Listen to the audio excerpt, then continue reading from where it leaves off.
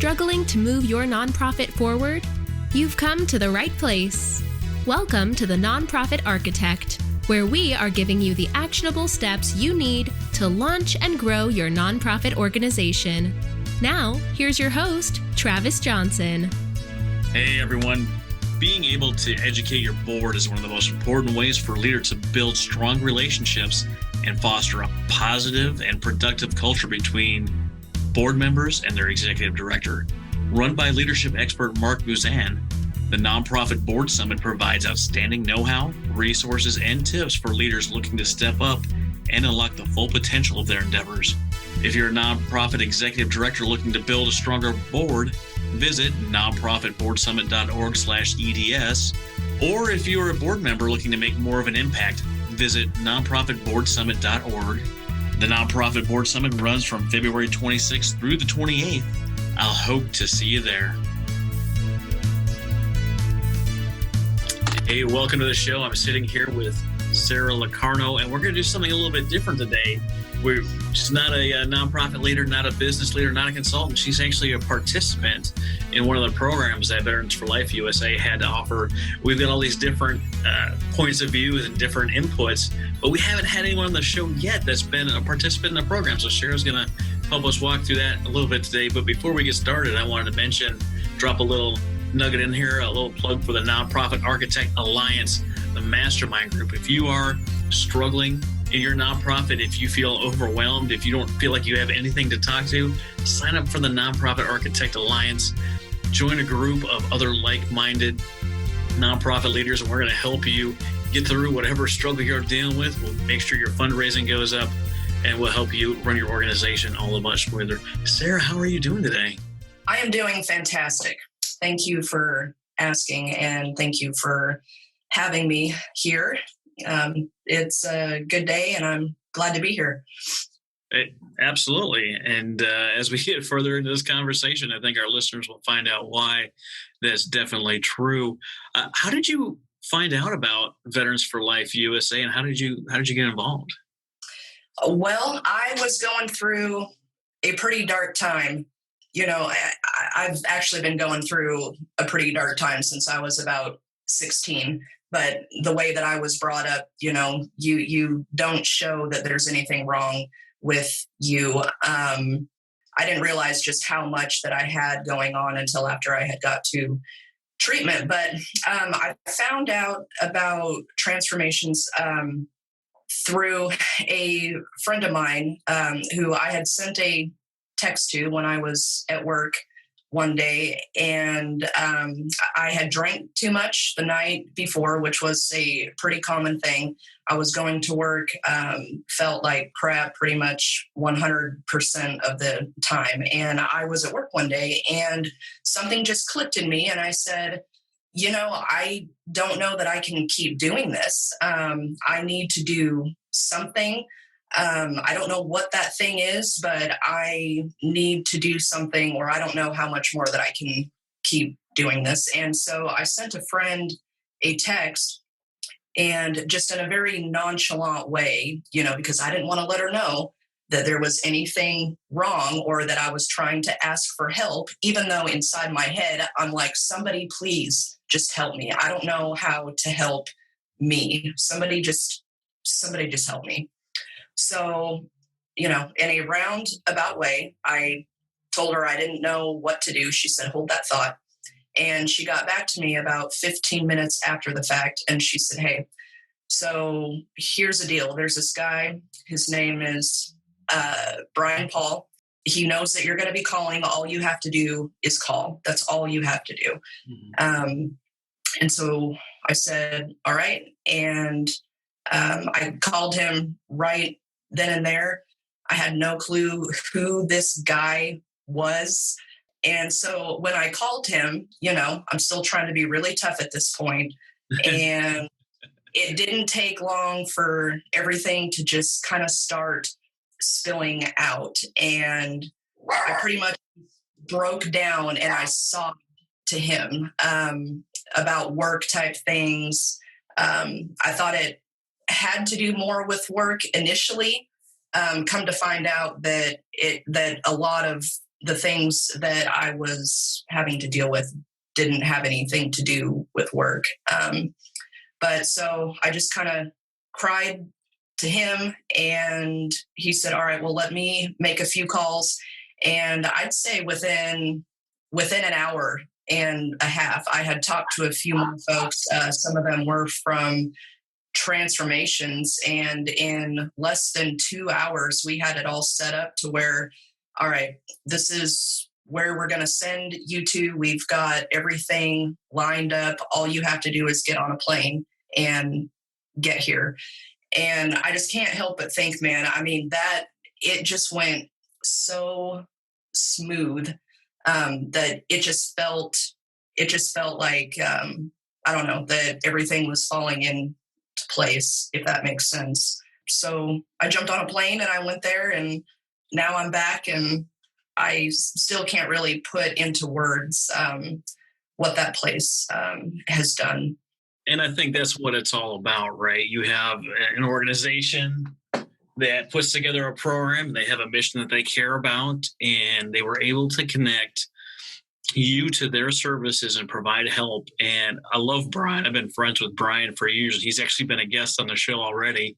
And I got the chance to meet Sara. I got the chance to meet you at the Warrior Challenge earlier this year, which was just phenomenal, where you shared your full story and really the darkest places of that thing. But I mean, this is what it's all about. This is why people start nonprofits. This is why people have a mission, something they really care about. And that's really providing the services that you need to be effective and actually help the cause that you want to help. And I think that you're a great example of connecting with that program and actually, going all out and making sure that you're getting the benefits from it and actually using it and making a difference. And I know you're a first responder, and COVID's probably been as tough, if not tougher, on my friends on the front lines. I've got a friend, Kelly, here locally. She is super worn out. She's a paramedic in the Oklahoma City area here, and she is just wore the heck out from all the different calls. But going through a program like this, it changes your perspective on the people that you're helping. Was that your experience? Yes, absolutely. Like I said, my perspective, well, I should say the mindset that I had of the people that we were running these calls on. I would be lying if I said that there would just be an instant, oh, well, you're a weak piece of shit because you can't be tough and you can't deal with your stuff and all of this other stuff. I would be lying if I didn't say that that's the mindset that I had. And now, after going through all of that and coming back home, my compassion has definitely come back. When you're on that side of things, it's just incredible how much my perspective regarding that has shifted. And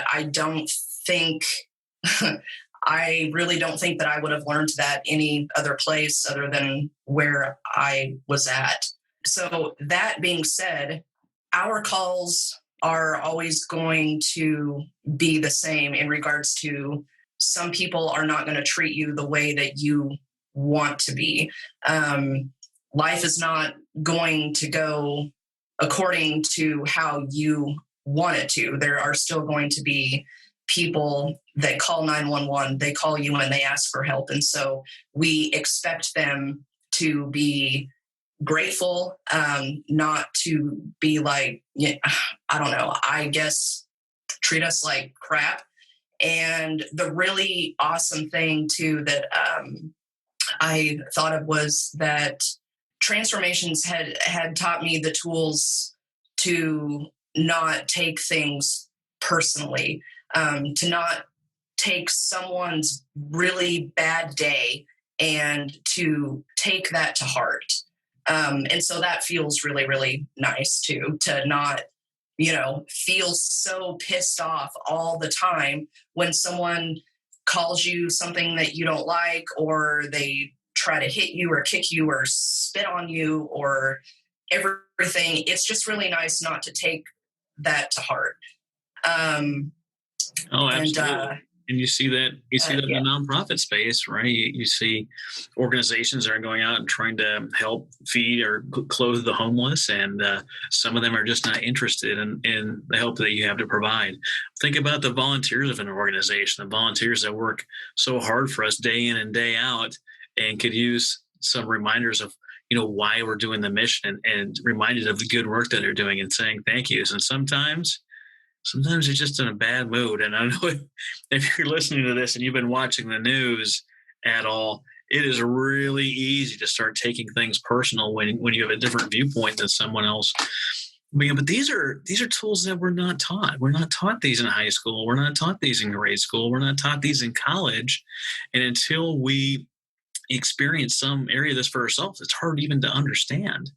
As an active duty member, you get sent out and you go to places, and they're not sure how to receive you because you're military in a uniform. But the military that's in their country really does not act very professionally. They take it out on the local populace, or they do whatever they want to do without really any kind of repercussions. So you see us show up in a uniform, they're not sure if we're going to be true to the Constitution and the oath that we took, or if we're going to behave the same way as their military members.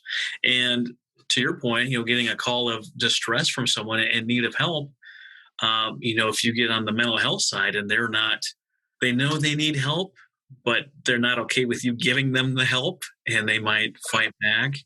And those are terrifying things.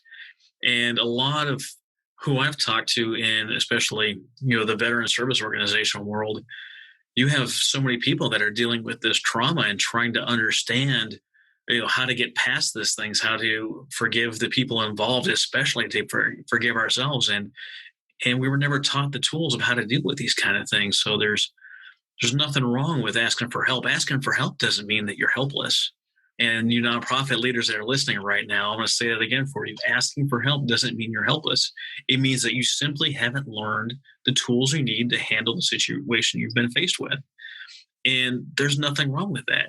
I didn't always know how to be a fantastic podcaster and take that seriously or not seriously, because my first couple of interviews were awful.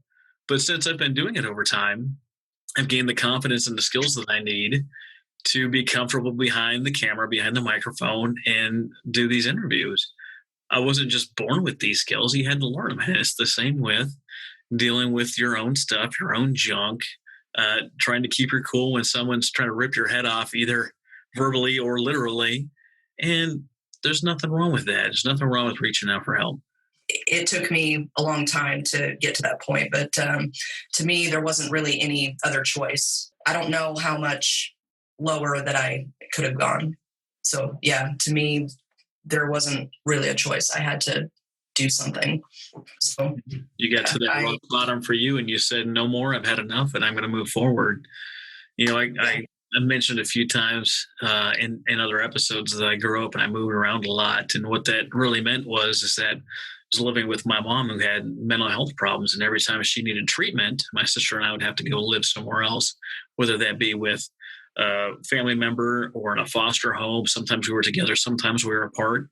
And that takes a toll on you. Just moving, I think I heard recently, is the third most traumatic experience of someone's life. Well, I've moved 50 times. I've been traumatized more times than years I've been on the planet. And some people handle that quite well, and some people do not. Some people are ready to roll with the change and roll with the proverbial punches, and some people are not. And in this time of, I think this is going to be released in January sometime, we're almost a year into COVID at this point. And some people are in school and some people are not in school. Some people are hosting college. Sometimes it's only online. Some people are back in work full time, and some people are commuting from the desk. And those with the ability to change and roll through the punches are the ones that are going to be successful. But if you have something in your life that's jamming up the internal workings of your mental or emotional well-being, you can't roll with the punches. You can't make these moves, and you can't do what you need to do.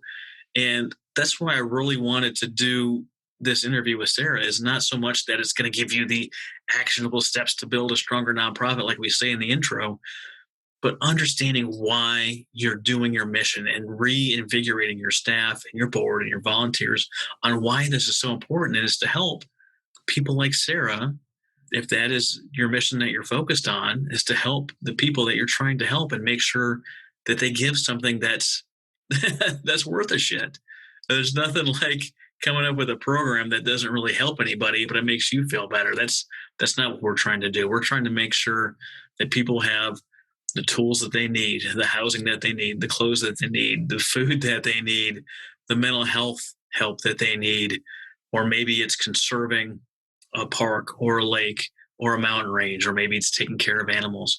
Whatever your mission is, you must understand that at the end of what you're doing is someone that's going to be receiving those services, and how vital it is to remember that for you and your staff. Sara, what's been the best part of life after receiving services? I feel, I don't know that throughout my entire life that I have ever felt a sense of peace. When I was in treatment, there seriously was not a day that went by that I didn't find a deeper level of peace in some way, shape, or form. That being said, there was not one day that I didn't cry while I was there. Crying was something that I was not allowed to do. And so, at first, it really was uncomfortable, because I had been so used to just shutting down how I felt, because I was made to feel as though I couldn't express it. And so when I would cry, man, it just felt so damn good. And, more importantly, they encouraged it. They said that, hey, it's okay to cry. If you're not crying, we're not doing something right. And so, that just felt good for somebody to, hear me and see me and say, hey, guess what? It's okay to feel. It's okay to feel. That is something that I'm still trying to get used to. I haven't felt in such a long, long time, because I've just kind of numbed everything down with how much that I used to drink. I didn't realize at the time that that's what I was doing, but I'm still getting used to how it feels. So if I have an off day and I feel like I feel myself getting upset or pissed off or this or that, this is where that whole perspective shift comes in. And honestly, it was the second to the last day before I went home. And they have these classes that you can pick and choose from, and they told us, if you see a class on here and it's something that you don't really want to go to, you should probably go do it. So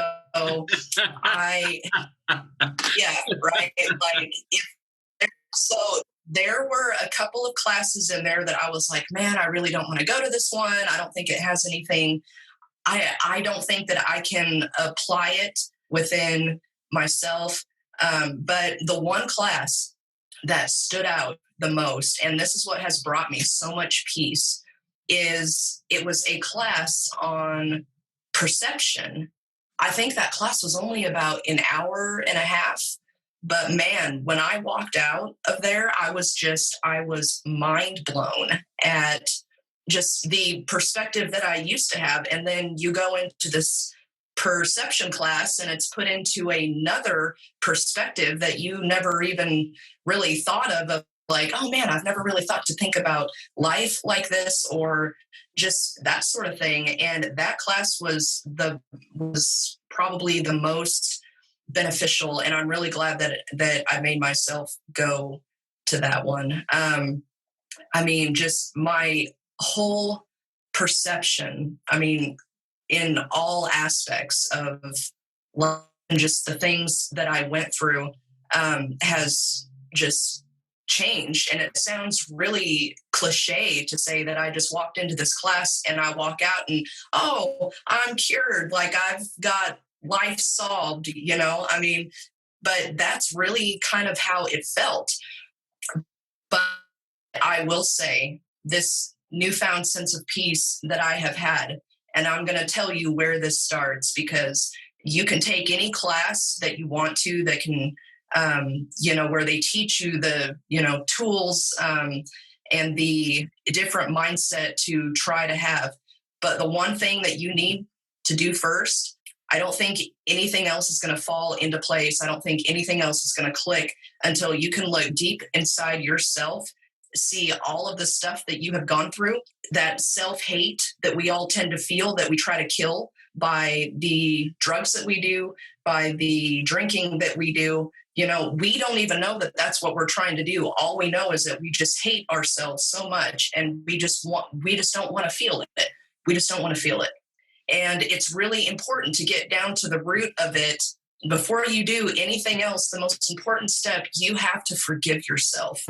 You have to dig deep, look at all the stuff that you have done wrong, or man, you've really just got to forgive yourself. You have to let that go. The forgiveness class was also one that was a option to choose from. And I was like, forgiveness, no, absolutely not. I've got all of my shit straight. I don't need to, I'm solid. Well, I made myself go in and I walked into that classroom, and that was really my first, I'm just going to call it like my first crying dump. What they had us do was, they had us write a letter, forgive someone that has caused you harm. If you can let that go, or if you can forgive someone, that will help to bring that peace in that you are trying to feel. And so I sat there and I was trying to think of who could I forgive? Who, and then I just kind of put my pen down, and it turns out that I was unconsciously really wanting to forgive myself for beating myself up for some choices that I had made in my teens, and just the way that I dealt with life, which was to drink. I just put my pen down, and we were only supposed to write I think it was 200 words. And next thing I know, I've got a whole book, and then it came to the point where they were like, is there anybody that would like to share? And so I was just like, yeah, man, I am on a roll. Why stop now? So I start to read this, and this was the first time that I had cried. And I start to read this out loud, and it's to myself. And it really hit me just how much I really just did not like myself. I had no clue. And it felt so good to get that out. And then it was after that things really just started to fall into place more. And because I got rid of all of that self-hate, or more so because I forgave myself, that opened up the doors to start receiving more information on how to rebuild from that point of all right, I am a crying mess and I forgave myself. Now what? Well, that's a great place to jump into some conversation there, because what I heard is that you weren't being heard, you weren't being seen, and it wasn't until you really self-evaluated that you were able to start healing and forgiving yourself. And those that are in the nonprofit world, especially the startups, especially the solo shops, you are all killing yourself for your cause. You're not taking a salary. You're not setting aside time for self-healing and self-care. And we're recording this the week that Sonia Chavez came out and talked about listening to your body and taking care of yourself. And I'm recording this with Sara after just recording with Lane, which should have been, Lane Balone should have been last week. And we talked about understanding who you are as a person and what your strengths and weaknesses might be. And I call it zone of genius. There's things that I rock at, and there's areas of my life I just know that I need someone else to do that because I just suck at it. It's not for me, and I ain't got the time to work on that crap. I'd rather work on the stuff that's gonna, take me to that next level. But those of you listening, think about the stuff that Sarah shared with us and how that might apply to you in your life. Are you not doing fundraising a certain way to not pay yourself because you don't think you're worth investing in? Are you not setting aside money and funds to get a coach, to get more instruction, to do continuing education, to learn the things you don't know, to actually help you do your nonprofit work better? Are you avoiding hiring on or getting a volunteer because you are too concerned with holding on to the reins because it has to be you that's doing this? Or can you bring someone in that's going to help? They're going to have strengths where you have weaknesses, and you're going to be able to build it, and it's going to grow exponentially because you finally get someone in that's going to help take you along on your journey. How much better is it to work with someone and you bounce ideas off each other, and then one of you is a thinker and the other one's the doer, and then all of a sudden you've got this thing going and rolling? It is so much better than going, all right, laptop, we've got to do a post today. How are we going to do this thing? And oh, well, I'm on the laptop. I might as well check my email anyway. Oh, I definitely have to get back to those people. And I knew I should have returned that call by now. And all of a sudden, it's the end of the day and you haven't written the post or the thing that you've wanted to do because you're doing it all on your own. Take the time, get into a group, my group or someone else's group, get a mentor, get a coach, even if it's not me, and find someone to bounce ideas off of so that you can talk and they can actually hear you and listen and figure out where you need to go next. Because sometimes the answers aren't within us. Sometimes we need that external stimulation. I don't have to be told a whole lot of things. Yeah, but occasionally I have to be reminded. Like, hey, I don't have to tell you that, Friday is garbage day, but it's Thursday at midnight. And, just a reminder, you might want to bring out the trash cans. Something as simple as that someone else could help you out with. That's what we all need sometimes. I know I've been there. I know Sarah's been there. And you listening to this, if you're honest with yourself, you've been there too, and you might be there right now. Isn't it powerful when we actually take a step back, get some new information, maybe get outside our comfort zone a little bit and really dive deep into something that really needs to be done? I'm sure you are a better emergency medical tech now than you were before. You said your compassion's up. It sounds like your energy up. That probably means that your focus is up and you're able to deliver better services now than you were before because you don't have all that internal stuff holding you back. So when I first started this line of work, it's actually kind of funny to look at all of these new folks that we hire at work because, I swear they all look like they're 12 and I feel old now. But it's just fun to see them. And when they first come in, they're like, all right, I'm going to go save the world. I'm going to, solve all of the world's problems, if I can talk. And the old me, I'm not going to lie, man, the old me, when I was really burnt out, would kind of be like, dude, like, go do something else. It's not worth it. Like, this is crap. Like, this is your, it was the cynical side of you. It was the cynical side. It was my burnout side. It was the out of touch with myself side.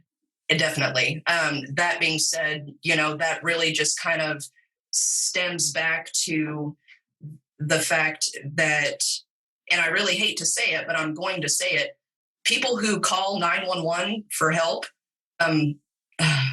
this might be something that you might have to take out, but I'm just going to say it. Okay. So I think the issue that I started to have is, it seems to me, my perception of it, I love this word. I use it all the time now. My old perception was that, 80% of people that call 911 don't need us. They need to make an appointment with their doctor. They need to go to a clinic. They don't need an ambulance for a sore thumb that they've had for 6 months, you start to run those types of calls all of the time. And your sense of, I guess you could call it, purpose is gone. It's just kind of like, I don't feel like I'm making a difference anymore. Now, that sounds a little unfair to say because, hell, someone's sore thumb could be the worst thing that they've ever had to deal with. And that's why that they are there, is to help them through like the worst day of their life. But then you want to add on to the known fact as well that I don't know what gets in people's heads that when they call 911 and we show up and they want to treat us like crap and they think that that's okay. And they tell us to just shut up and do our jobs. And, and so that part too, that part was really starting to affect just every aspect of my work, like my work life. And when I first got into this job, I was very much like all of these new kids now that I see coming through. And I will also say that I have known from a very, very young age, since I was maybe about 8, that I wanted to do this type of work. I actually got hooked on it. I don't know if you remember the show Rescue 911. And I used to watch that. And, I've just known from that young age. And so when we're having to deal with all of these external factors that really to do with us, that's their bad day. It's not ours, right? But we tend to take that to heart because if you're in this line of work, hopefully it's because you care, hopefully it's because you want to help and make someone feel better. And when you have that taken away from you, or when you feel like somebody is taking that from you, you get burnt out real quick. And your compassion, it just drops. It just drops. You start to treat everybody the same. And like I was saying before, that's not fair to them. Yeah, I know what you're trying to say. It's just, I kind of forgot where I was going with all of this. Yeah. Well, it's and so now, go ahead. It's join the military and you get in and you want to make a difference, you want to serve, and you start fixing airplanes, but you don't see what happens with the airplane. When the airplane goes out, it leaves with bombs and it comes back, it doesn't have any. So you're in the process and you're part of the system that's doing good things and helping, but you don't get to see what it is that you're doing. And now, the airplane that I fly now is nuclear deterrence. And thank God I never get to see the fruit of my labor. Like, we don't have any nuclear war to deal with. Isn't that wonderful? But it's not very job fulfilling because you don't see the effect that you're having. You just say, oh, another day without nukes, great. And it doesn't make you feel anything. It is completely necessary. It's very vital. But man, it is just not sexy at all. And like my wife works as a pharmacy tech and she deals a lot with what you do. She has people that go in there and they're cranky and they're there to get the medicine to make them feel better because they're experiencing some of the worst days and the worst times of their lives. And it's not the technician's fault that the drugs aren't ready because of the doctor faxed it to the wrong pharmacy or whatever happened.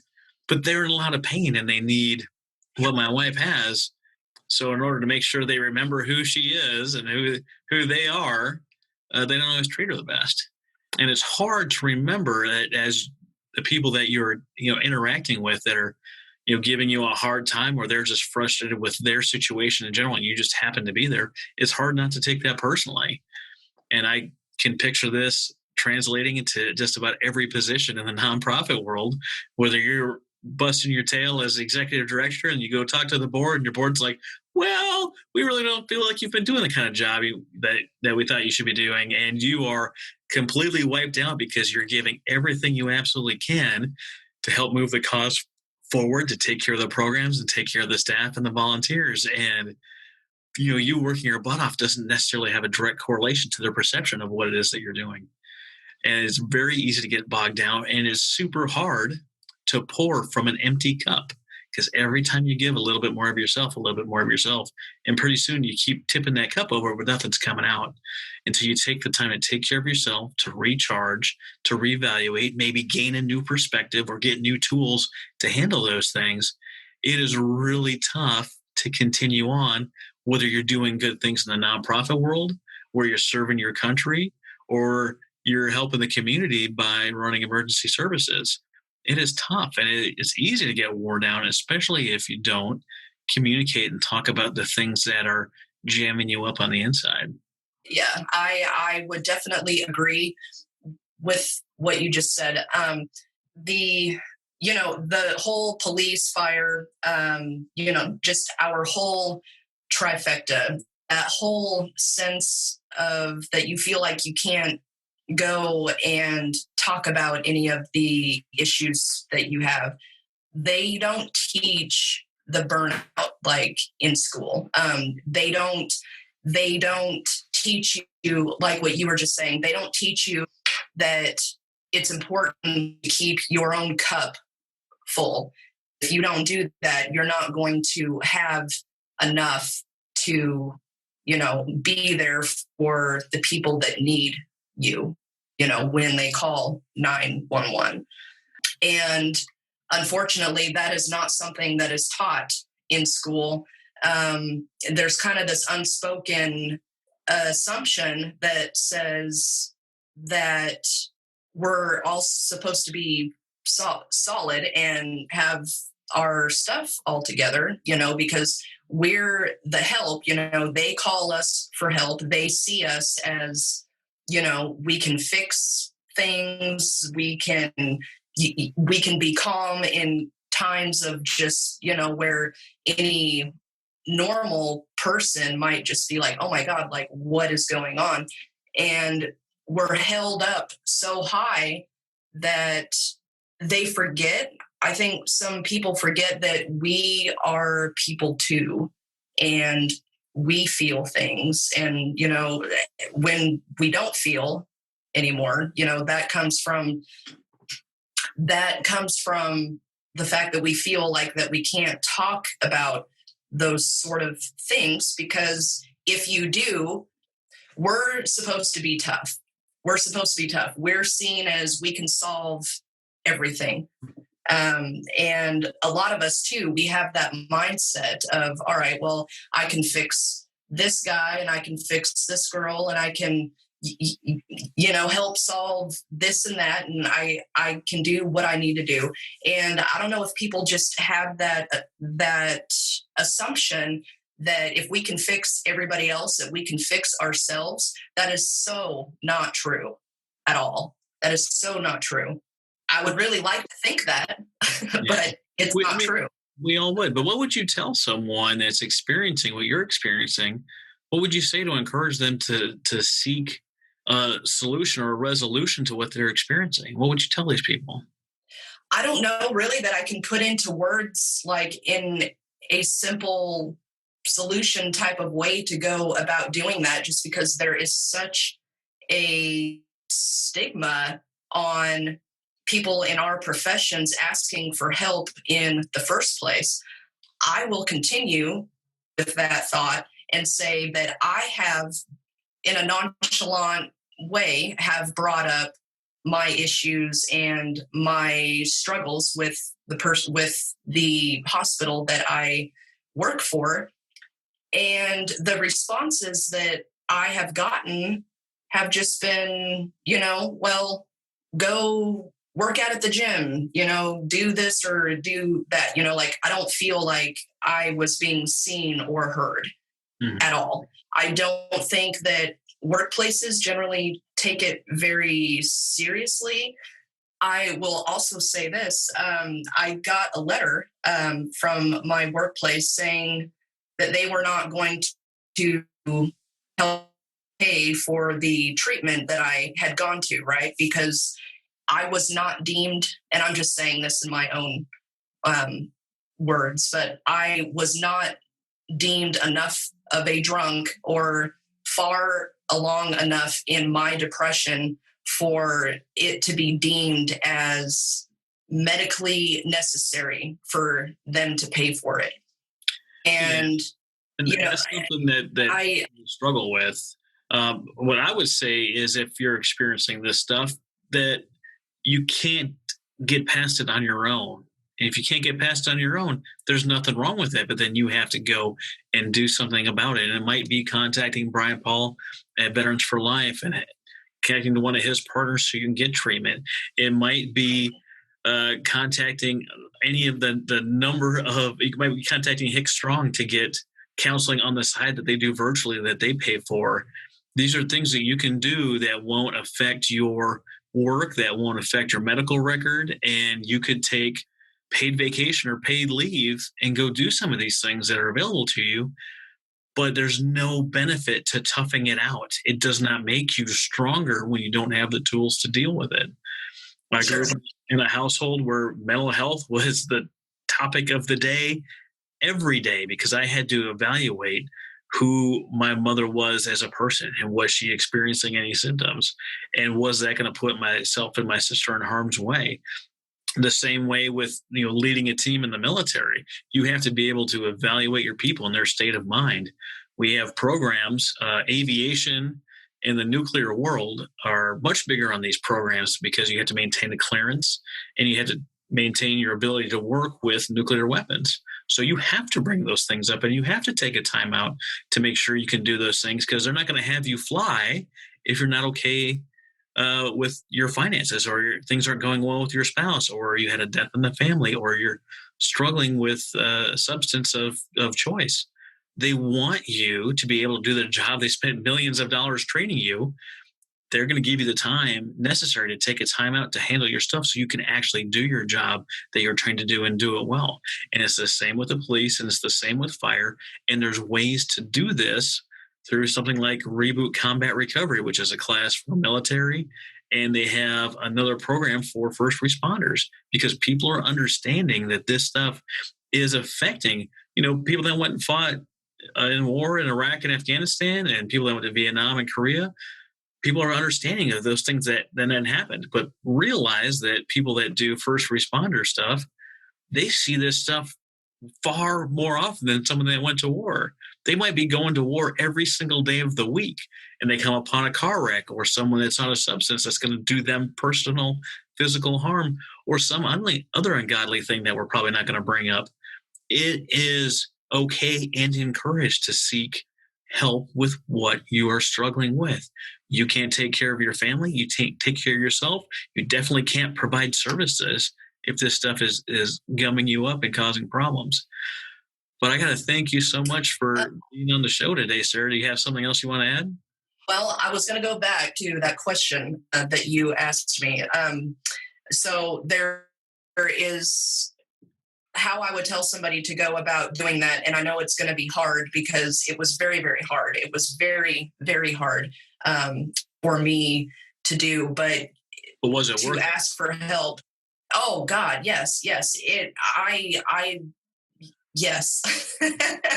I don't know how else to say it other than yes. But the thing that you're going to have to do though, before, that, man, you're just going to have to swallow some pride and just accept the fact that you are asking for help. It took me a long time to really soak in what I was being told, as far as, oh, you're stronger if you ask for help. That's real strength. And I didn't see it like that for a long time. So I think something that's important that you have to do if you are going to ask for help, you have to be prepared and accept that you're going to have to let go a little bit of your pride. People in this profession, we are all very prideful. This goes back to the whole being tough and, there isn't anything that can hurt us. And, there's definitely a good amount of pride that needs to be swallowed. But I will say, once you do that, though, I mean, just in that act right there, you're going to see how good that I don't know. It just felt so good to make that call and not care that I was just crying to some guy that I didn't know. Like, I already felt better from that point on. And then you do that, and it just seems like everything else just kind of fell into place. And because I swallowed that pride, I was able to go and get that help. And kind of like what I was saying earlier is that I was able to forgive myself, which opened up all of these other doors. And if you just keep staying true to yourself and you keep your cup full, there's not really an end in sight. I don't think we're going to wake up one day and be like, oh, I'm cured. And, it doesn't work that way. And, it still takes work every day to maintain that peace that you feel. And a lot of people, once they obtain that peace, they think, oh, well, I feel good. I don't have to keep trying. I don't have to still check in with myself to see how I'm doing. No, that kind of stuff takes work every single day. You have to be doing something to maintain that, because life is still going to go down. Life is still going to throw things at you. And if you just don't keep tabs on yourself, you might slip back into that really dark place. And I know how I felt, and I sure as hell don't want to go back there. That was a really dark, dark place, and I wouldn't trade anything that I went through. I wish that I would have done it way before I did, but I'm really glad, though, that I did. And yeah. Well, hey, Sarah, thank you so much for being on the show today and sharing some of the behind the scenes and what it might look like as someone actually participates in the programs we create as nonprofits. And I know Brian just sings your praises all the time when I talk to Brian, and he's so happy and so proud of what you've done. If someone wants to get a hold of you after listening to this episode, where can they contact you? I have an email. I have a cell phone number. You can call me. You can text me. Brian has actually put me in touch with a couple of folks that were going through a hard time themselves, that were actually being sent to the same place that I had gone through. And he had put me in contact with them to just kind of chat with them and allow them to share any thoughts, any questions that they had about anything, just to kind of take the fear of the unknown from that whole thing. Because if you haven't ever been through anything like that, it is a scary thing, like when you don't know what to expect. And so if I can help anybody just kind of clear the air about how things are done, or just any questions that anybody has. I mean, I've got my phone on me all of the time. Day, night, anybody just wants to chat. Man, I'm here. I'm so here. We'll have that email and that phone number for Sarah in the show notes. Feel free to check that out and give her a ring. Thanks again, Sarah. Thank you. Hey, everyone. Being able to educate your board is one of the most important ways for a leader to build strong relationships and foster a positive and productive culture between board members and their executive director.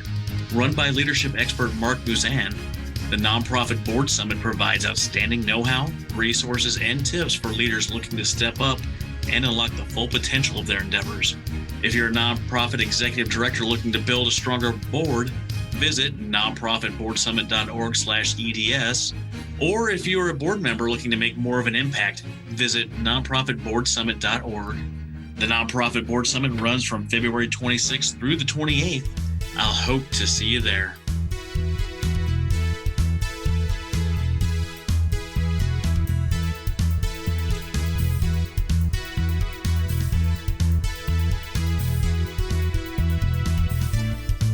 You've been listening to The Nonprofit Architect. To listen to all our past shows, visit http://nonprofitarchitect.org. And be sure to subscribe, rate, and review our show. Thank you.